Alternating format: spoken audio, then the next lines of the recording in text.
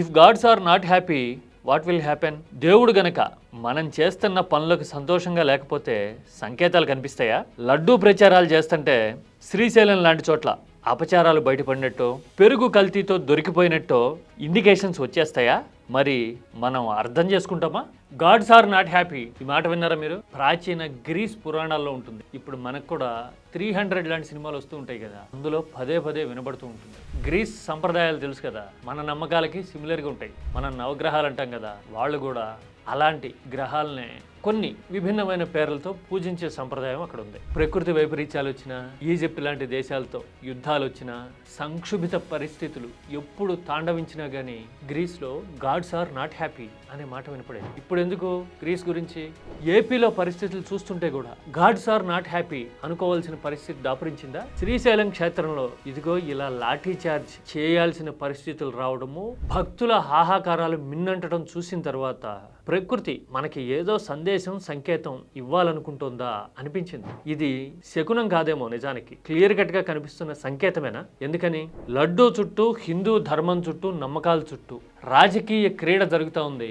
తిరుమలలోనే కాదు, శ్రీశైలం లడ్డూ కూడా కల్తీ జరిగింది, శ్రీశైలంలో కూడా కల్తీ జరిగింది అనే ప్రచారాన్ని తెర మీదకి తీసుకొచ్చిన కొన్ని గంటల్లోనే ఇలాంటి పరిస్థితులు తాండవించటం కేవలం విశ్వాసాలకి, నమ్మకాలకి, భక్తి శ్రద్ధలకి సంబంధించిన విషయం మాత్రమే కాదు, మన ప్రయారిటీస్కి, సామర్థ్యానికి సంబంధించిన విషయాలు కూడా కదా.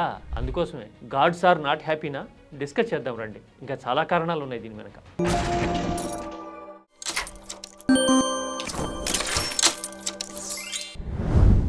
శాస్త్ర సాంకేతిక రంగాలు ఎంత అభివృద్ధి చెందినా, రోదసీని శాసిస్తామని చెప్పినా, ఏఐతో ప్రపంచ పరిణామాలు మారిపోతున్నాయి అనుకున్నా కానీ దేవుడు దేవుడే, మనలాంటి జీవుడు ఎప్పుడూ భక్తుడే. అవునా కదా? ధర్మం ఏదైనా కావచ్చు, ఇదే యథార్థం కదా. అందుకోసమే శ్రీహరికోటలో రాకెట్ లాంచ్ అవుతుంటే మనం తిరుమలలో పూజలు చేసుకుని మొదలుపెట్టే సంప్రదాయం మనది. అంటే అంతరిక్షాన్ని గెలుస్తూ ఉన్నా కానీ మన విశ్వాసం, మన దృష్టి, దృక్కోణం అంతా దేవుడి మీద ఆధారపడి నడుస్తుంది. మరి అలాంటప్పుడు ఎంత ధర్మబద్ధంగా, ఎంత సచ్చీలతతో ఉండాలండి? అలాంటిది రాజకీయం కోసం లడ్డూ మీద ప్రచారాలు చేస్తూ ఉన్నాము. రోజుకో రకమైన ఆరోపణ తెర మీదకి తీసుకొచ్చి జనం మెదళ్లలో రుద్దెందుకు, ముద్ర గుద్దేందుకు ట్రై చేస్తూ ఉన్నాం కదా. అధికారంలోకి రాక మునుపు విపక్షంగా ఉన్నప్పుడు అవాకులు చెవాకులు పేలారంటే అధికారం కోసం అలా మాట్లాడేశారేమో అని సర్దుకుపోవచ్చు. అధికారంలోకి వచ్చిన కొత్తలో జంతువుల కొవ్వు అని ఆరోపణలు చేసి సుప్రీంతో చీవాట్లు తిన్నారు అంటే హామీలు నిలబెట్టుకోలేని పరిస్థితి ఉందేమో, అందుకోసం ఇలాంటి దుమారం రేపాలనుకుంటున్నారేమో అని అనుకుని ఉండొచ్చు. ఎందుకంటే అప్పుడే కొత్తగా అధికారంలోకి వచ్చారు కాబట్టి అది హనీమూన్ పీరియడ్, అది అట్లా అనుకోవచ్చు. తీరా ఏడాదిన్నర పాటు సుప్రీంకోర్టు నియమించిన సిట్టే పరిశోధన చేసి తేల్చింది ఏమని? జంతువుల కొవ్వు కలవలేదు, ఇందులో కల్తీ జరిగింది కొంత అని చెప్పింది. పైగా కల్తీ అనేది 2019 ముందు కూడా జరిగింది అని కూడా చెప్పింది కదా.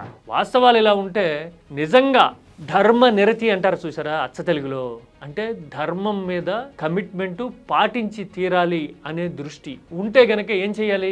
ఆ కల్తీ చేసిన వాళ్ళ మీద చర్యలు తీసుకోవాలి. సిట్లో పేర్లు చెప్పారు కదా, వాటి మీద యాక్షన్ మొదలై ఉండాలి కదా. అలాంటి యాక్షన్ మొదలవడం సంగతేమో కానీ పొలిటికల్ ఓవర్ యాక్షన్ మొదలైంది. ఏదో రకంగా దీన్ని ఎజెండా చేయాలని ముందుగానే ఫిక్స్ అవడం వల్ల సనాతన వేషం కడితే కొందరు ఇప్పుడు జంతువుల కొవ్వు కలవలేదని ఎవరు చెప్పారు అని ఎదురుదాడి చేసే పరిస్థితి వచ్చింది కదా.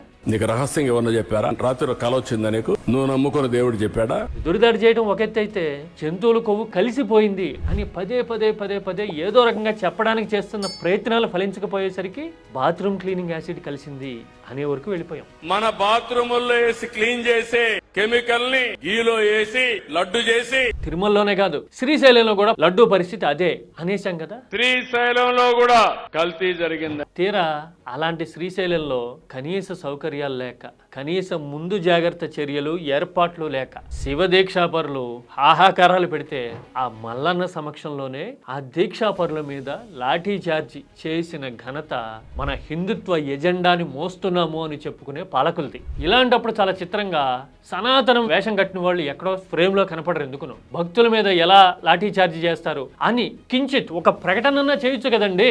లౌక్యం ఉంటే, కనీసం కమిట్మెంట్ లేకపోతే లేకపోతే ఉండే, కనీసం లౌక్యం ఉంటే మాట్లాడాలి కదా. లౌక్యం కూడా లేదు. మనకి. ఎందుకంటే మన ఎజెండా, మన లక్ష్యం, మన గురి ఎవరో రాజకీయ ప్రత్యర్థులు వాళ్ళ మీద గురి పెట్టడం కోసం మనం ధర్మాన్ని, విశ్వాసాన్ని, భక్తుల మనోభావాల్ని గ్రాంటెడ్కి తీసుకుని ఈ గేమ్ ఆడుతూ ఉన్నాం. శ్రీశైలంలో పరిణామాలు చూస్తే గాడ్స్ ఆర్ నాట్ హ్యాపీ అని ఎందుకు అనిపించిందో తెలుసా? మన ఆలయాల్లో ఇలాంటి హాహాకారాలు, ఇలా విషమించిపోయిన పరిస్థితులు కనిపించడం ఇదేం మొదటిసారి కాదు కదా, రీసెంట్ ఫస్ట్ అన్నట్టుగా గత 2 ఏళ్ల పరిణామాలు చూద్దామా పైనుంచి. శ్రీకాకుళంలో ఆలయంలో తొక్కిసలాట జరిగి ప్రాణాలు పోతే చర్యలు తీసుకోవడం కానీ, దిద్దుబాటు చర్యలు కానీ, కనీసం పశ్చాత్తాపం కానీ కనపడిందే మనకి. పైగా అది ప్రైవేటు గుడి అని ఎదురుదాడి చేశాం. ప్రాణాలు ఎప్పుడు ప్రైవేటే సార్. ప్రైవేట్ ప్రాణాలను కాపాడాల్సిన బాధ్యత ప్రభుత్వం మీదే ఉంది. గుడి యాజమాన్య హక్కుల గురించి కాదు ఇక్కడ పాయింట్. మనకు అనుకూలం ఉంటే అది ప్రైవేట్ గుడి అంటాము. మరి ప్రభుత్వ అధీనంలో నడిచే శ్రీశైలంలో మాత్రం ఏమంత గొప్పగా ఉన్నాయి పరిస్థితులు. ఇంతకు ముందు సింహాచలంలో గోడ కూలిన పరిస్థితికి బాధ్యులు ఎవరు? బ్రహ్మాండంగా ఉంది, మొత్తం అంతా సూపర్వైజ్ చేసేసాము అని భారీ ప్రకటనలు చేసి మంత్రులు అటు తిరిగారో లేదు, ఇటు గోడ కూలి 8 మంది ఏమి ప్రాణాలు కోల్పోయారు కదా. అప్పుడు కూడా ఎదురుదాడే. పిల్లర్లు లేకుండా గోడ కడతారు, అద్భుతంగా తనిఖీలు చేశామని సర్టిఫికేట్లు ఇస్తారు.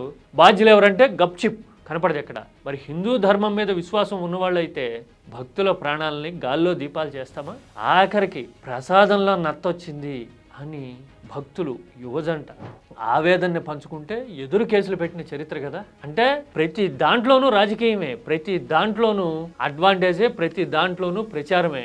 ఎదుటి వాళ్ళని దెబ్బతీసేందుకు హిందూ మతం, ధర్మం, విశ్వాసం అనేది ఒక సాధనం అనుకుంటున్నాం మనం. అందుకోసమే ఇలాంటి పరిణామాలు వరుసగా జరగడం చూస్తే గాడ్స్ ఆర్ నాట్ హ్యాపీనేమో. శ్రీశైలం గురించి మాట్లాడగానే విలయ స్వరూపుడు అంటారు కదా పరమశివుణ్ణి, వెంటనే రియాక్ట్ అయ్యాడేమో, హెచ్చరికేమో శ్రీశైలంలో పరిణామాలు అని నాకు అనిపించింది. పైగా మన చరిత్ర తిరిగేసి చూసినా కానీ ఆలయాల విషయంలోనూ, భక్తుల మనోభావాల విషయంలోనూ మనం ఎప్పుడూ గ్రాంటెడ్కి తీసుకున్న పరిణామాలే కదా. 2016లో విజయవాడలో ఆలయాల కూల్చివేత హిందువుల మనోభావాల్ని ఎంత గాయపరిచింది. విహెచ్పి, ఆర్ఎస్ఎస్ స్వాములు కవాతు చేసి కాపాడుకునేందుకు ప్రయత్నాలు చేయడాన్ని ఏపీ మర్చిపోగలదా? మరి హిందూ ధర్మ పరిరక్షకులం అని చెప్పుకుంటున్న వాళ్ళు అప్పుడు అలా ఎందుకు చేసినట్టు? పైగా అప్పుడు కూడా బీజేపీ పొత్తులోనే ఉన్నారు కదా. మరి ధర్మ పరిరక్షణలో భాగంగా ఆల్టర్నేటివ్స్ ఎందుకు ఆలోచించలేకపోయారు? ఆలయాలు కూల్చిన మాట వాస్తవమే కదా. అంతకు ముందో ఏమో రాజమండ్రి పుష్కరాల్లో తొక్కిసలాట జరిగి ఎన్ని ప్రాణాలు పోయినాయి? ఎవరి వీడియో షూట్ కోసం అలాంటి పరిస్థితులు దాపరించినాయి అక్కడ? ఓపెన్ సీక్రెట్ కదా. ఇంటర్నేషనల్ ఛానల్స్లో ప్రమోషన్ కోసం ఫలానా చోటే స్నానం చేయాలి అనే వదంతి వ్యాపించడం వల్ల కదా భక్తుల ప్రాణాలు అలా గాల్లో కలిసిపోయాయి. అప్పుడేమన్నాం మనం?